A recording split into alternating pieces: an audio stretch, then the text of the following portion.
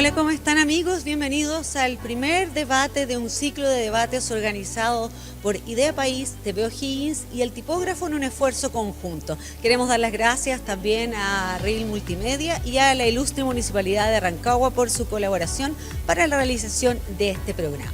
El día de hoy me acompaña por Idea País, tenemos una coanimadora que tengo que presentarle el día de hoy. Emilia, cuéntanos un poquito de tu currículum para que la gente te conozca.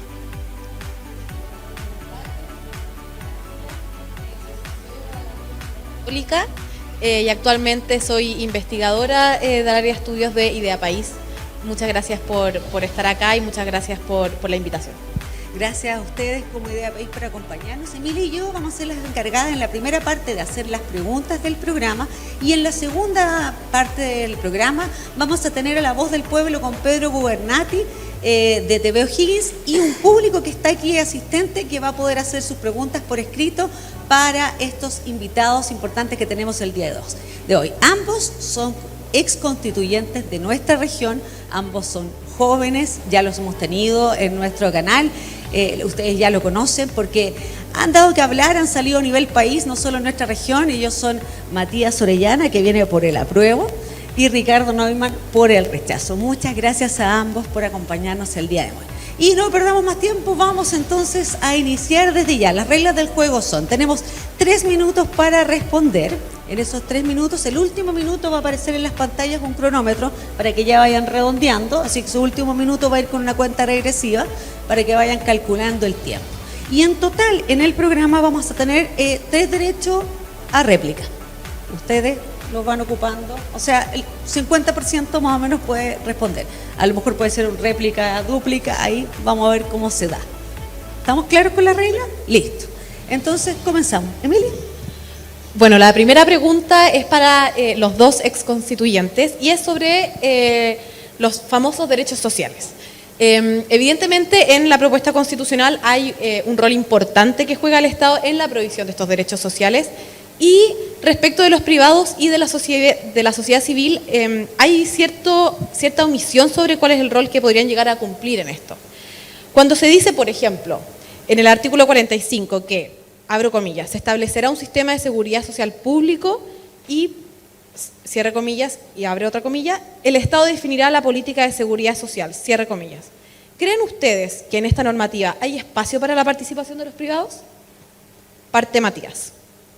3 minutos. Primero que todo, saludar, agradecer la invitación, sin duda muy importante que podamos comentar sobre la nueva Constitución y que se puedan formar una idea y estén informados para este 4 de septiembre que es el plebiscito de salida.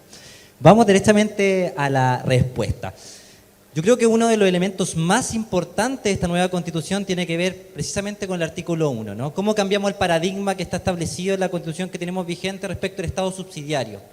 Cuando uno se pregunta Estado subsidiario tiene que ver muy de cerca con lo que es, en definitiva, me están llamando por teléfono, tiene que ver muy de cerca con lo que significa hoy día los grandes problemas que tiene esta Constitución vigente.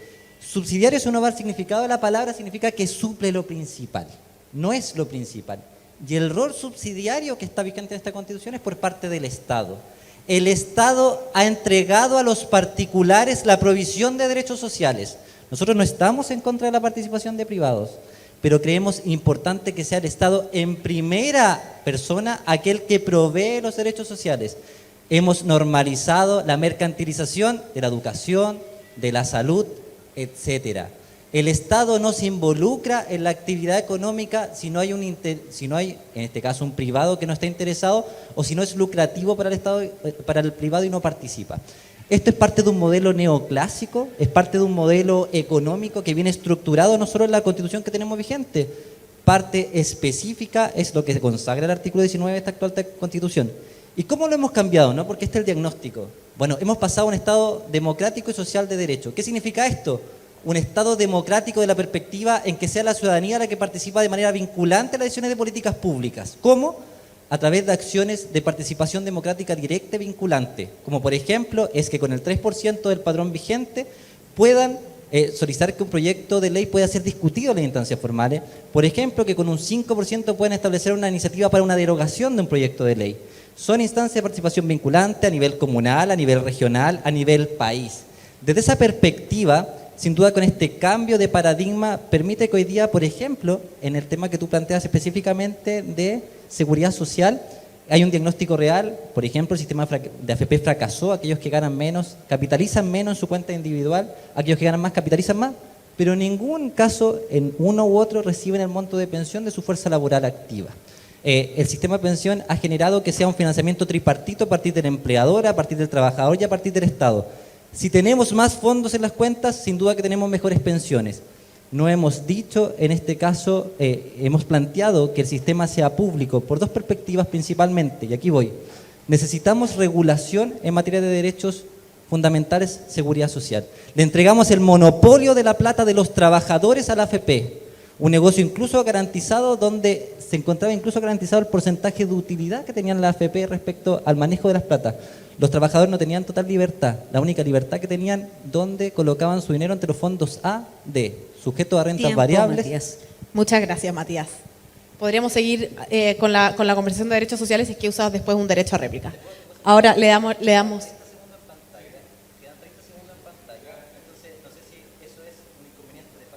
¿Sí? ¿Hubo un problema técnico? Efectivamente, ¿o no? Ah, ya, perdón, entonces vamos con los 30 segundos. Bueno, sigo con la idea. Le entregamos el monopolio de la plata de los trabajadores a los particulares con un negocio garantizado. Fuimos prácticamente aquellos que estableció este modelo de manejo de plata de los trabajadores y casi exportamos la idea al mundo. Seamos claros, seamos precisos, seamos concisos. El sistema de AFP fracasó en Chile, el sistema de seguridad social fracasó y esta es una solución efectiva y real a los problemas que están pasando en la ciudadanía. Muchas gracias. Ricardo, tus 3 minutos. Perfecto, muchas gracias. Saludar a todos los que están acá y los que nos están viendo. Muchas gracias por la invitación. Y quiero partir desde un punto en común, porque efectivamente yo estoy de acuerdo con Matías en que el borrador, la propuesta de nueva constitución hace un cambio de paradigma. De hecho, el artículo primero es muy evidente. La primera palabra con la que parte la Declaración Universal de los Derechos Humanos, la primera palabra con la que parte la Constitución vigente firmada por Ricardo Lagos, dice las personas. Las personas nacen libres, igual en dignidad de derechos, después habla de la familia, de las asociaciones de la sociedad civil y del Estado que tiene que estar al servicio de las personas. En definitiva, la persona como el concepto que está al centro de la organización social. ¿Cuál es el cambio de paradigma, creo yo? Más allá de las palabras rimbombantes de significantes vacíos, porque hoy día lo que significa Estado social y democrático de derecho no lo sabemos, se va a ir aterrizando a través de la ley, de una ley simple, es que el actual artículo primero, la primera palabra que ocupa es el Estado. Y yo creo que aquí hay que marcar el cambio de paradigma. Una constitución que en general, a nivel comparado incluso, tiene que estar al servicio de las personas, porque son herramientas que limitan la arbitrariedad del poder político para que éste esté al servicio de las personas. El cambio de paradigma termina generando una constitución que está centrada en el Estado, en la burocracia.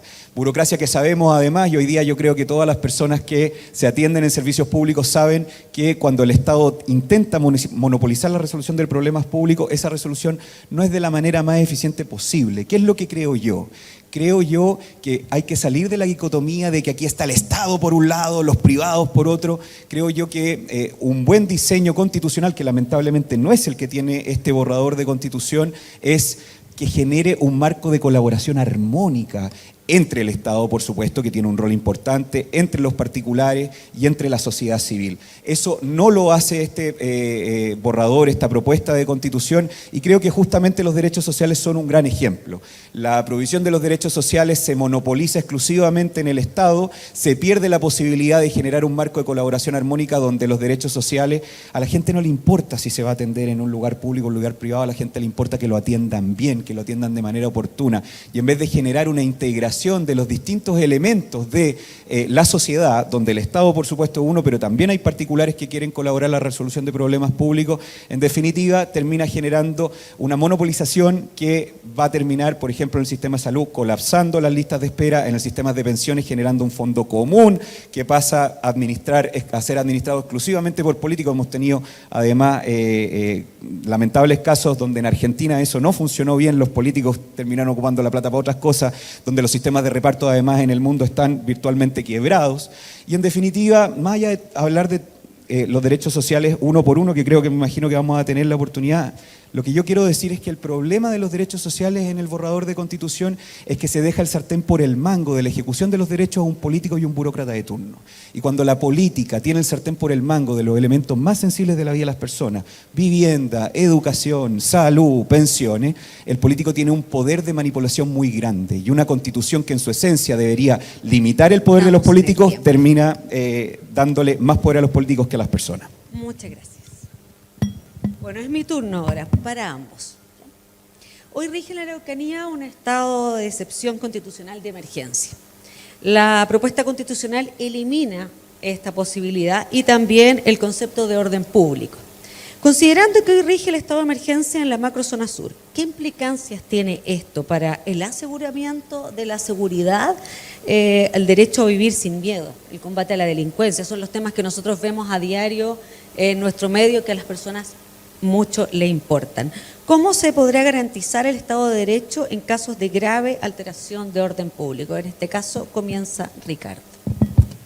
Sí, bueno, evidentemente la seguridad es una de las prioridades ciudadanas que creo que esta propuesta de Constitución deja de lado, porque efectivamente una propuesta de Constitución que pone el foco en los políticos y en la burocracia y no en las urgencias sociales, efectivamente termina dejando de lado cosas tan importantes como la seguridad. La seguridad además es la primera tarea que tiene un Estado. Los estados surgen, además de las prestaciones sociales y todo que fueron evolucionando en el tiempo, el origen de los estados es darnos seguridad, es darnos orden público, es permitir que las personas, de nuevo, que parece que fueron olvidadas en esta propuesta, puedan vivir en paz y sin miedo, y eso no está ocurriendo hoy día.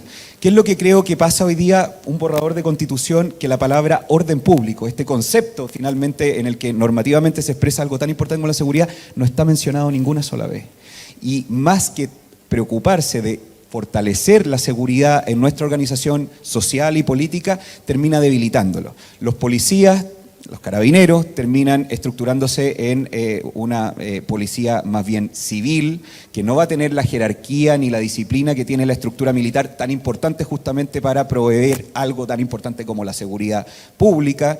Se elimina el estado de excepción más usado en democracia, que es el estado de emergencia, que es justamente el estado que está vigente hoy día en la macrozona sur, es justamente una herramienta que tiene el Estado de Derecho para poder hacer frente a situaciones radicales como las que ocurren con el terrorismo en la macrozona sur, se elimina. Y lo que es peor, las Fuerzas Armadas, establece esta Constitución que la regla general es que estén acuarteladas. Y la única posibilidad de salir es que se declare un estado de excepción, o sea, que básicamente un político autorice por la declaración del estado de excepción que los militares puedan salir de sus cuarteles. Y en segundo lugar, además se establece que las Fuerzas Armadas solo podrían salir en el caso excepcional de defender la soberanía externa en caso de guerra. Entonces, ¿qué es lo que se pierde aquí? Cuando hay un terremoto, cuando hay una calamidad pública, ¿quiénes son los primeros que llegan? Son justamente las Fuerzas Armadas. Cuando en zonas aisladas, en un país que tiene una geografía tan complicada como Chile, y hay un vecino que le da un ataque al corazón o que necesita un remedio, ¿quiénes son los primeros que llegan? Un helicóptero de la Armada a justamente conectar las islas del extremo sur. Toda esa función que tienen las Fuerzas Armadas en tiempos de paz se obstaculiza profundamente por este borrador de Constitución. Y finalmente, las Fuerzas Armadas terminan limitándose a solamente tiempos de guerra o solamente cuando un político los autorice en función de un estado de excepción. Nuevamente tenemos un caso lamentable en donde se deja el control político, ya no solamente la ejecución de nuestros derechos, sino algo tan importante como la posibilidad de administrar la seguridad pública, que yo creo que es uno de los elementos que más lamentablemente ausentes quedaron en esta propuesta de Constitución. Muchas gracias, Ricardo. Me corresponde preguntarle a... respuesta de Matías. De ver. Bueno, lo primero es respecto a las funciones de la policía, ¿no? Hay una policía de fuerzas de orden y seguridad que tiene que ver con Carabineros de Chile, que tiene que ver con la Policía de Investigación, y están las Fuerzas Armadas, que está constituido por el Ejército, está constituido por la Fuerza Aérea y en este caso la Fuerza Naval. Desde esta perspectiva, yo quiero decir lo siguiente: acá van a seguir resguardando la soberanía y hay que hacer una comparativa con lo que hacemos hoy día, porque cuando Ricardo hace mención en su respuesta relativo a que hoy día solamente están delimitados a lo que una autoridad política dice, Yo no quiero señalar que tanto las Fuerzas Armadas como Carabineros no son fuerzas deliberantes, están sometidas a la decisión de una autoridad política. Y no lo hagamos peyorativo, porque una autoridad política es aquella precisamente elegida por la democracia. Nos gusta o no, nosotros elegimos presidente, elegimos en este caso poder legislativo, por decirlo de alguna manera. De esa perspectiva, yo también creo que una mirada muy distinta, respeto lo que dice Ricardo, pero sin duda creo que esta Constitución aborda mucho más lo que es seguridad pública que la Constitución que tenemos vigente. No solo desde la perspectiva de cómo incluso estructuramos el escalafón de Carabineros, que es un escalafón único. Hoy día no está sometido a una diferencia entre escuela de carabineros y escuelas oficiales. Todos se someten al mismo escalafón, no existiendo una diferencia en virtud de la capacidad económica, incluso de una persona que quiera ser carabinero para poder llegar al más alto rango, por ejemplo. En el estado de excepción, yo quiero decirlo con fuerza, de manera vehemente, es absolutamente falso que el ejército o las Fuerzas Armadas no puedan tener incluso una intervención respecto de seguridad pública. Y lo digo de esta perspectiva, se sigue manteniendo el estado de catástrofe, donde las fuerzas, en este caso el ejército, podrá participar porque así explícitamente lo establece el texto, y más aún, yo quiero quitar también ciertos miedos sobre aquellas cosas que nos dice el texto, que también en algunas perspectivas podrá regular la ley. Como derechos fundamentales, que es la materia que hoy día nos convoca, quiero decirles que se ha consagrado el derecho a vivir en entornos seguros. ¿Qué quiere decir? Que además está la obligación para el Estado, para el gobierno, que tengan que implementar políticas de seguridad pública. De esta perspectiva sabemos que los gobiernos están sometidos a distintas instancias sociales, pero bajo esta Constitución vigente, el gobierno anterior tuvo las peores estadísticas de seguridad pública. Por lo tanto, hagámonos cargo de esa perspectiva, que creo que esta Constitución sin duda trae herramientas para generar entornos seguros desde la perspectiva ciudad, territorio y de acciones concretas en materia de seguridad. Gracias. Quiere ocupar Ricardo usa su primer derecho a réplica. Sí, 2 minutos. Más bien para desarrollar puntos que se me quedaron en el tintero. Efectivamente, cuando se elimina la estructura jerárquica y disciplinaria de una institución que necesita jerarquía y disciplina para administrar la seguridad pública, eso evidentemente termina debilitando el rol de las policías. Lo mismo con las Fuerzas Armadas. Hoy día se restringe absolutamente su posibilidad de actuar en tiempos de paz, justamente porque tiene que estar subordinada a situaciones excepcionales. Su nombre lo dice, estados de excepción. Lo que hoy día es regla general, que es que las Fuerzas Armadas pueden contribuir a temas sociales, digamos, va a estar subordinado a la ejecución de estados de excepción. Y eso, más allá, que además de estar de subordinado a un político, convierte lo que es hoy día la regla general de una función de las Fuerzas Armadas en una excepción a la regla. Yo solamente quiero terminar con que hoy día finalmente, creo yo, en Chile se está viviendo en un mundo al revés. La gente honrada, los ciudadanos que pagan sus impuestos y que son honestos, están encerrados, muertos de miedo, tras barrotes en sus casas, mientras los delincuentes pasean. Hoy día se demora más una persona en salir del hospital, la víctima en salir del hospital, que lo que se demora un delincuente en salir del sistema penal, que te deja libre de manera muy rápida. Hoy día están renunciando, y fue una de las noticias de la semana, más de 700 policías, porque dicen, ¿sabes qué? Yo no tengo herramientas para controlar el orden público, porque si ocupo la fuerza legítima que me permite la ley, me meten a sumario y me echan. Y si no lo ocupan, también me meten a sumario y lo echan. Entonces se queda la posibilidad de administrar la seguridad pública en un área gris que este borrador lamentablemente no resuelve. Este borrador está lleno de palabras bonitas y declaraciones rimbombantes, como por ejemplo que efectivamente se tiene que preocupar el estado de la seguridad pública, pero las palabras rimbombantes en un papel, por mucho que ese papel se llame Constitución, no se van a ejecutar en la realidad si no les estamos dando a las policías y al orden público herramientas efectivas para poder hacerlo. Y en vez de herramientas efectivas, nosotros acá le quitamos la disciplina a los militares, le quitamos a los policías, le quitamos el uniforme a los policías, a los carabineros, le quitamos herramientas a los militares para poder actuar como regla general y en definitiva se desmembra y se debilita el orden público. Gracias. Matías usa también su primer derecho a réplica. 2 minutos. Voy a referir a varias cosas que se han comentado, no son en este punto en mi derecho a réplica. Una de ellas hay cosas que se han dicho que no son reales. Uno tiene que ver con la participación de los políticos en la realización o cómo se implementa, por ejemplo, el sistema de seguridad social. Eso no es así. Eso está implementado en un decreto ley 3500, que fue época de dictadura cuando se implementó. No tiene que ver con la participación de los políticos, cómo se lleva a cabo el sistema, por ejemplo, de AFP. El caso de Argentina se mencionó, y yo quiero decirle que el caso de Argentina, que se utilizó la plata de los trabajadores para precisamente la realización de políticas públicas, ocupando esa plata, en Chile no podría ocurrir con esta constitución que nosotros hemos redactado, porque la norma es clara y precisa en señalar que estas platas solo podrán ser utilizadas para fines previsionales, por lo tanto está consagrado que no pueda pasar el caso de Argentina. Quien diga lo contrario es porque quizás no conoce el texto, no lo comprende de esa forma. Respecto al ejercicio de seguridad pública, ¿las Fuerzas Armadas hoy actúan en seguridad pública? No actúan en seguridad pública, no están facultados en circunstancias de normalidad. Por lo tanto, no estamos diciendo que estamos cambiando en este caso el orden general, porque no, hoy en la actualidad no es así. Comparto, coincido. Hoy la gente está encerrada en sus casas. Hoy la gente está sufriendo por distintos temas, por listas de espera. Hoy tenemos la constitución vigente que queremos cambiar. Es un escenario real que está ocurriendo, que no está dando soluciones reales, precisamente por eso la queremos cambiar. Muchas gracias, Matías. Sí, se puede usar otro derecho a réplica.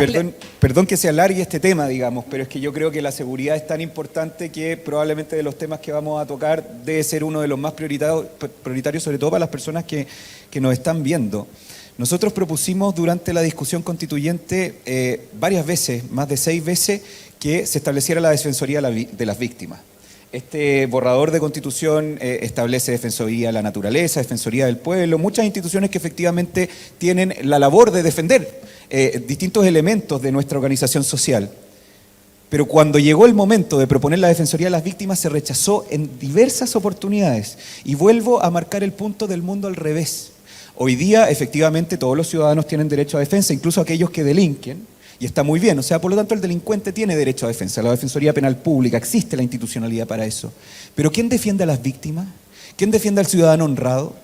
¿Y quién en definitiva termina quitándole, qué es lo que hace este borrador? Se le quitan derechos a los ciudadanos o se le impide tener una defensoría como la Defensoría Penal Pública y al mismo tiempo se le otorgan más derechos a los delincuentes. Los delincuentes hoy día pueden votar desde la cárcel independiente del crimen que cometieron, cuando el régimen actual es que pierden sus derechos políticos desde la pena aflictiva, o sea, desde 3 años hoy día se abre para todo. Y lo que es peor, hoy día los delincuentes pueden ser incluso candidatos desde la cárcel, y no solamente a grandes cargos públicos, sino que incluso a cargos como el de una junta de vecinos. Y toda la gente que está viendo sabe qué es lo que pasa cuando una persona, por ejemplo, un narcotraficante o un antisocial, se empieza a tomar y a invadir el tejido social a través de, por ejemplo, algo tan sensible como las juntas de vecinos. Entonces, insisto, y con esto termino, este borrador perpetúa el mundo al revés que hoy día en Chile tenemos en seguridad. Y en vez de darle más derechos a las víctimas, como por ejemplo una defensoría de las víctimas, que es una demanda que lleva muchos años, termina ampliándole los derechos a los delincuentes que hoy día pueden incluso ser candidatos desde la cárcel. Muchas gracias. Matías va a usar su segundo derecho a réplica. Les recuerdo ahora que a cada uno le queda solamente un derecho a réplica para el resto del debate. Quedan varias preguntas todavía. Mira, varias cosas. Uno, respecto a que consagramos en Chile al revés. ¿Quién defiende a las víctimas? Bueno, quiero contarle a Ricardo que existe algo que se llama el Ministerio Público, que tiene la persecución penal de los delitos. Por lo tanto, persigue acciones penales dentro del procedimiento o la justicia penal en Chile. De esa misma perspectiva, cuando dice que le agregamos más derechos a los delincuentes y que hoy día le otorgamos la posibilidad de ser candidatos, quiero decirle que eso, independiente del delito, eso es mentira. Eso es mentira. Y la ley dice que aquellas personas que cometan delitos, que tengan penas aflictivas, más de 31 días, no podrán ser candidatos. Decirle que eso lo hemos cambiado, y yo quiero preguntarle, desde esta perspectiva, ¿en qué artículo de esta nueva Constitución decimos que aquel persona que haya cometido un delito que tenga más de una pena aflictiva asignada en un tribunal puede ser candidato, Ricardo? Y no lo vamos a encontrar, porque eso es mentira. Y desde esa misma perspectiva, eso no ha cambiado, y siempre jugamos con aquello que nos dice el texto y lo interpretamos de la manera que queremos interpretarlo. Bueno, efectivamente, seamos estrictos, porque no hemos otorgado más derechos, hemos garantizado debido proceso que en esta Constitución también está establecida. Y claro y preciso que sí, esta Constitución sufrió una modificación en 2005 en gobierno de Lagos, pero las bases estructurales del modelo económico, social, son parte de la Constitución de la dictadura de Pinochet. Muchas gracias, Matías. A continuación vamos a las preguntas dirigidas. Comienzo yo preguntándole a Matías. Actualmente existe el derecho de indemnización para personas que, habiendo sido condenadas, son absueltas mediante recurso de nulidad o de revisión. Hoy se quiere ampliar este derecho a la etapa de investigaciones y a la prisión preventiva, en el artículo 121. ¿Qué opinas de esta indemnización planteada en la propuesta, si tenemos en cuenta que muchas de estas investigaciones penales no llegan a término? 3 minutos.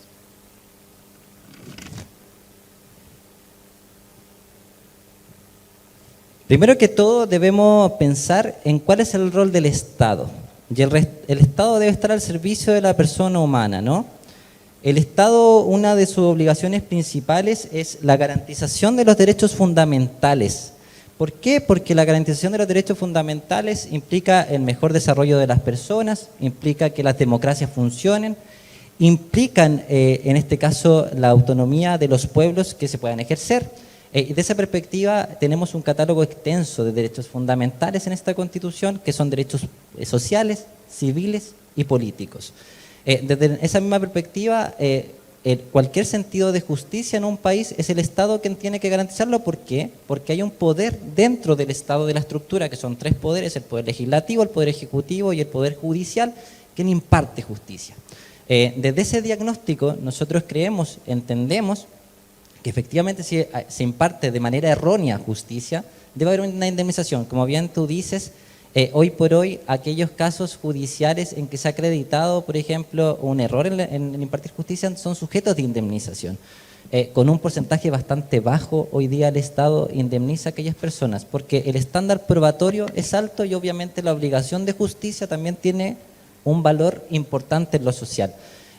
Pero la privación de libertad, sin duda, es la restricción de un derecho fundamental, que nosotros estamos de acuerdo cuando hay una condena, cuando hayan hechos que lo acrediten. Pero también, en ese entendido, debemos señalar que hay muchos casos que, por ejemplo, por medidas cautelares, como prisión preventiva, que no llegan a una consecución o incluso se acredita una inocencia de las personas. Sin duda esto hay un perjuicio. Tiene que ver con el concepto incluso de derecho civil, que cuando se ocasiona un perjuicio debe ser reparado.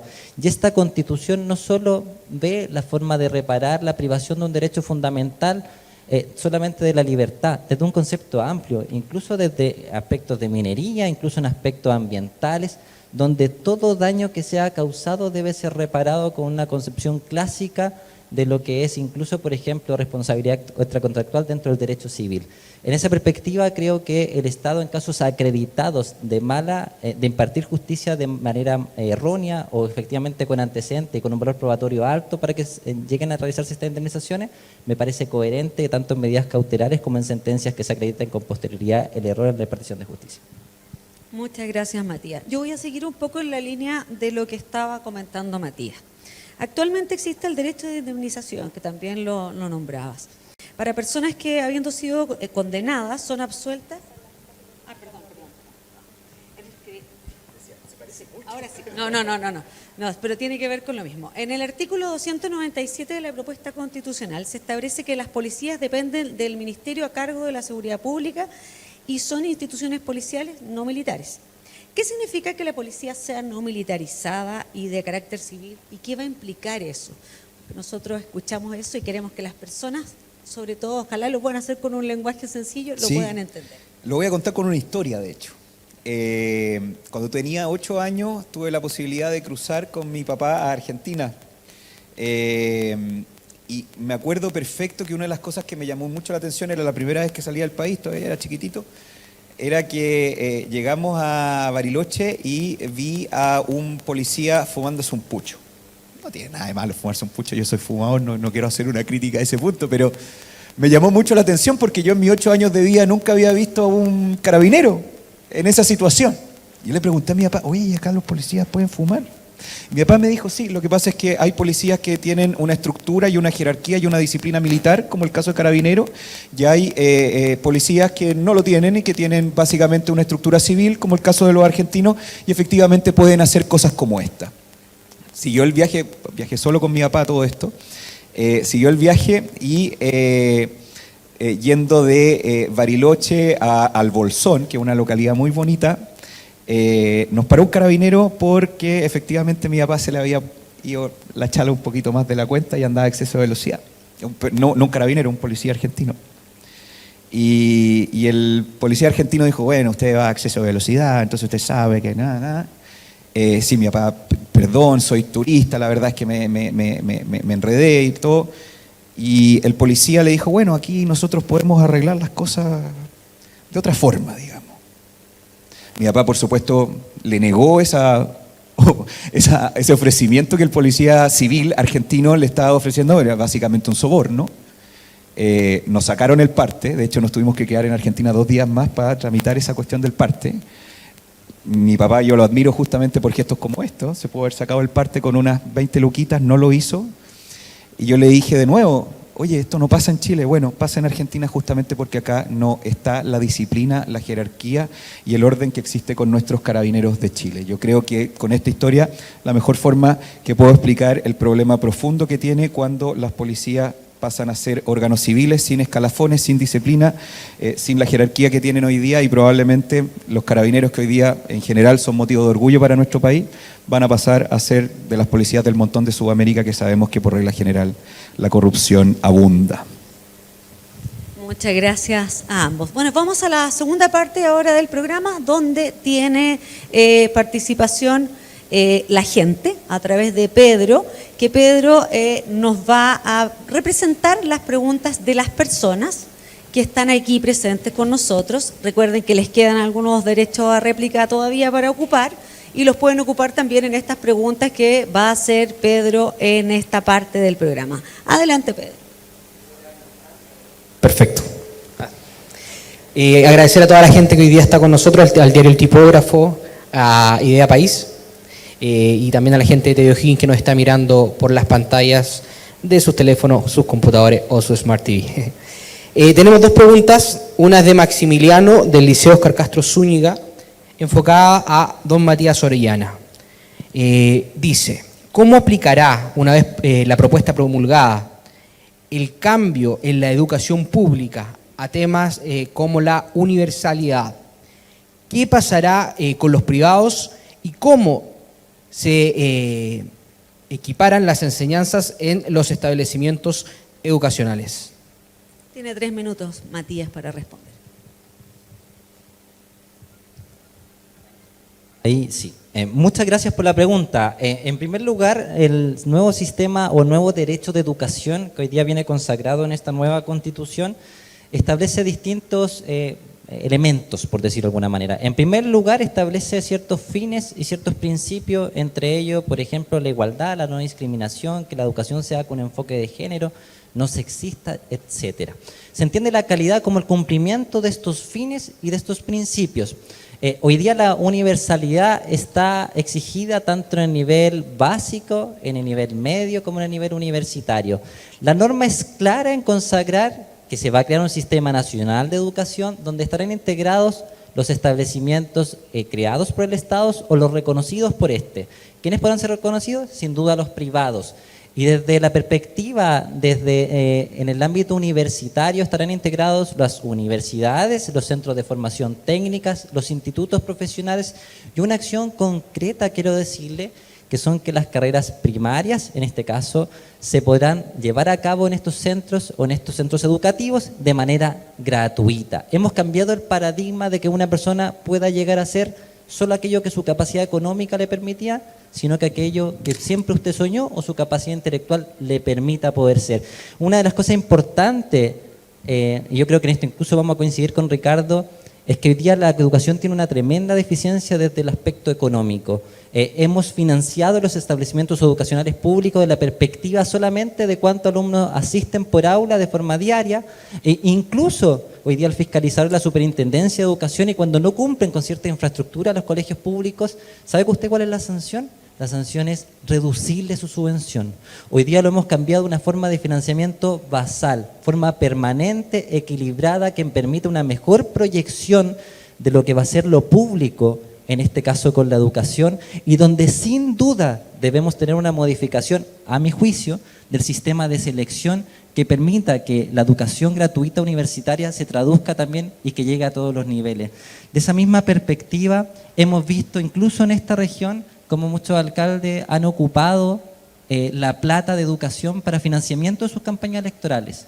como son la ley de subsidio escolar preferencial, proyectos de integración escolar, donde se ha sido objeto de acusación en Contraloría, en Tribunal Electoral. Bueno, el financiamiento está, sin duda tiene que destinarse de mejor forma, donde no haya una diferenciación de aquel que curse su educación media o su educación básica en una comuna como Coinco, como Rancagua, como Graneros, como Mostazal, respecto de una como Las Condes, Providencia, Vitacura.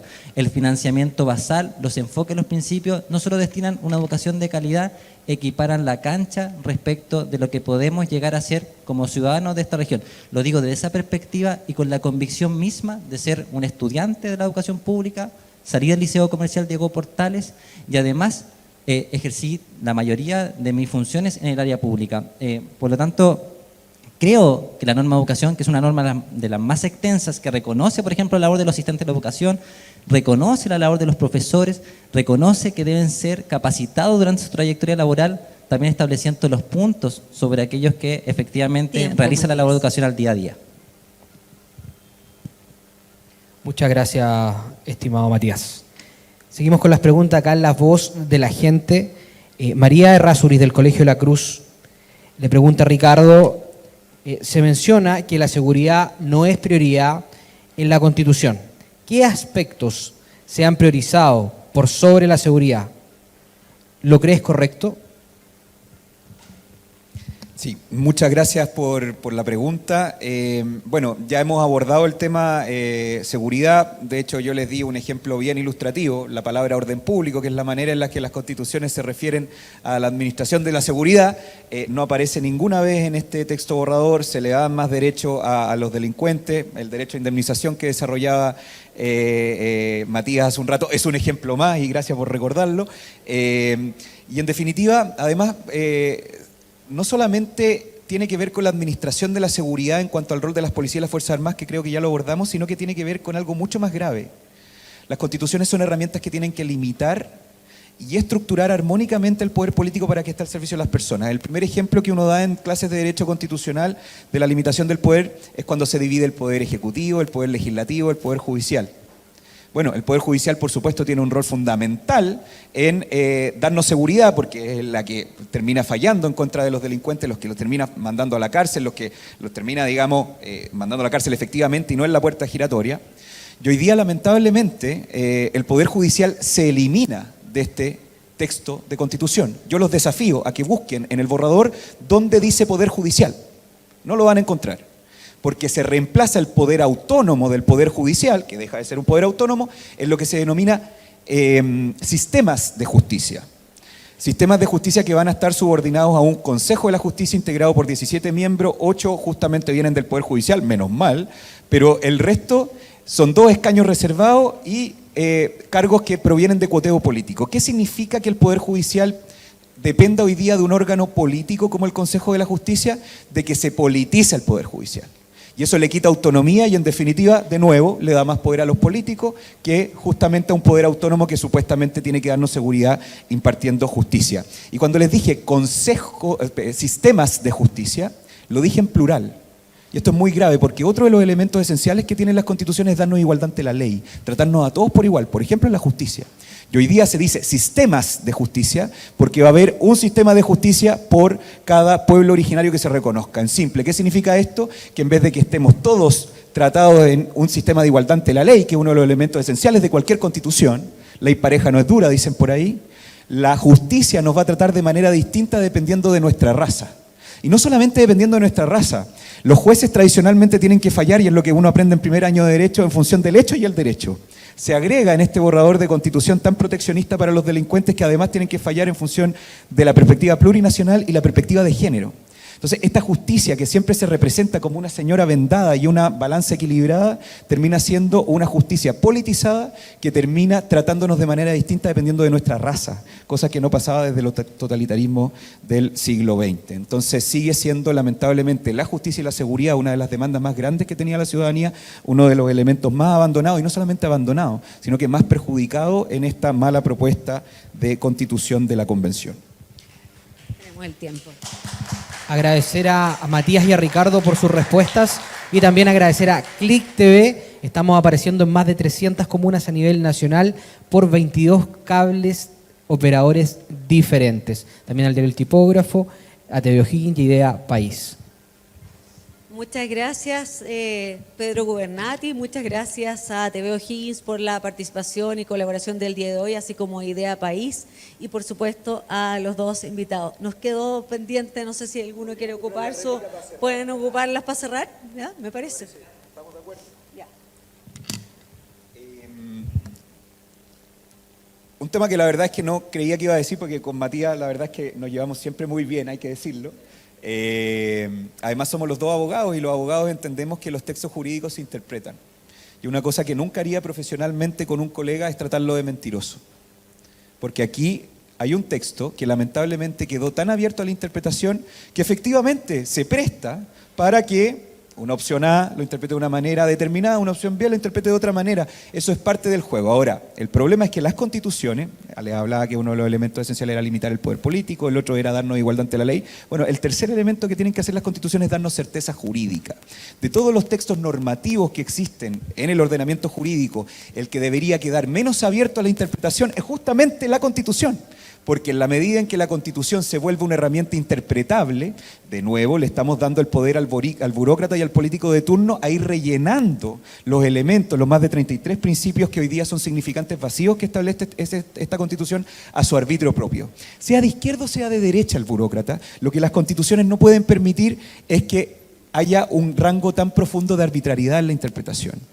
Yo solo terminar con la idea de que, y que creo que fue uno de los elementos que hizo que este proceso constituyente fracasara, de que lamentablemente hubo un sector que se creía hasta tal punto dueño de la verdad, que cualquier opinión disidente, cualquier interpretación distinta, en vez de contraargumentarse en un contexto democrático, se tildaba inmediatamente de mentira, que es lo más fácil. Efectivamente, tratar de mentiroso, al contrario, es mucho más fácil que contraargumentar. Y yo creo que ese fue un ánimo, más allá de lo que ha ocurrido en este panel, que creo que Matías me trató 4 o 5 veces de mentiroso. Yo la verdad es que no sería capaz de tratar a un colega así.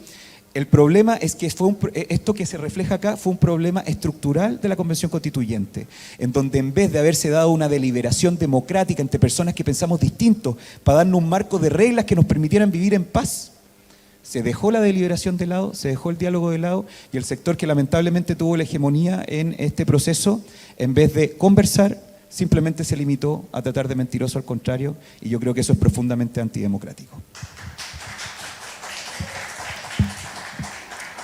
Matías. Yo entiendo el marketing político, entiendo la frase grandilocuente, pero acá estamos hablando de constitución, de políticas públicas, y entiendo que ponen interpretaciones distintas, Ricardo. Tú sabes muy bien la relación que hemos tenido siempre, se te ha invitado a todas las instancias, incluso de cuentas públicas, pluralistas, se ha tratado de forma bastante republicana siempre, pero cuando hay interpretación caricaturescas, no hay forma de decirlo, porque entiendo aquellas que la ley permita de una u otra forma, pero cuando relatas una historia de cuando fuiste a Argentina y que la desmilitarización implica incluso avalar actos de corrupción o que los carabineros fumen, eso no está en la Constitución, Ricardo.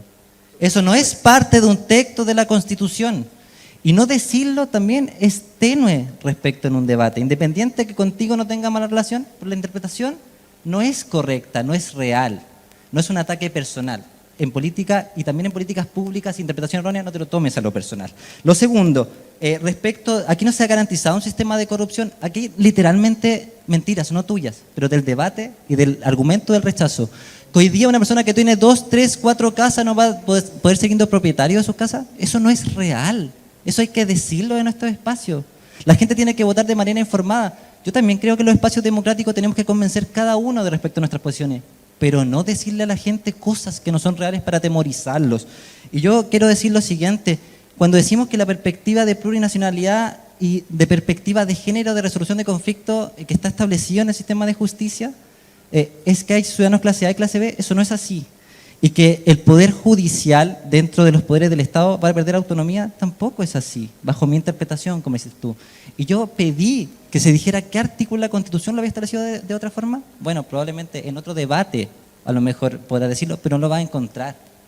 Y lo quiero decir de esa perspectiva, porque la autonomía de los poderes del Estado no se han perdido. Se mantienen 3 poderes del Estado, no hay 11 sistemas de justicia distintos y nunca una decisión civil o penal se va a someter a un sistema de justicia Matías. indígena. Emilia, yo no quiero cerrar con esta sensación, porque me imagino la gente en su casa que está escuchando y dice, escucho dos personas con una mirada súper diferente. Las personas que no somos abogados, como yo, como usted en su casa, y que leímos la Constitución, no sé, la gente que está aquí leyó la Constitución, sí, no es fácil entenderla, ¿cierto? Porque es un lenguaje que es difícil, que a veces uno entiende una cosa y el abogado lo explica de otra. ¿Cómo podemos hacer para que las personas en su casa, porque me imagino que aquí quedan en un punto, ¿a quién le creo? Porque básicamente pasa un poco eso. ¿Qué consejo nos darías tú para poder manejar a la gente que está en su casa? Bueno, Michelle, esa es una gran pregunta porque hasta yo también me la hago. ¿A quién creerle? Y yo creo que aquí lo más sensato, y lo más importante es, en primer lugar, leerse la propuesta constitucional. No solamente quedarnos con las interpretaciones que son súper válidas de ambos lados, sino que leerlo y preguntar. Yo creo que preguntarle a nuestros panelistas presentes, a el constituyente de nuestro distrito, conversar con nuestros pares, conversar en nuestras familias. Yo creo que eso es parte del proceso constituyente que estamos viviendo, y no solamente en miras a la votación del 4 de septiembre, sino que en miras al proceso que partirá también el 5 de septiembre, porque lo que sí está claro es que el proceso no termina el 4 de septiembre, sino que continuará, y yo creo que con más fuerza, el 5. Bueno, eso ha hablado también los políticos, hablan también de que si gana el apruebo, también hay una línea que habla de apruebo para reformar, si gana el rechazo también reformar, por lo tanto el proceso, y porque además hay que hacer toda la normativa y todas las leyes que vienen a continuación en caso de que gane el apruebo. O sea, el proceso sigue, así que queremos que usted esté informado y para eso vamos a seguir comunicándonos, vamos a seguir contándoles, vamos a seguir con esta alianza. Este es el primero de varios debates más que vamos a tener, así que siga atento a las pantallas de TV O'Higgins, a la transmisión de Idea País y por supuesto al tipógrafo. Muchas gracias a ustedes por estar con nosotros el día de hoy y a nuestros asistentes.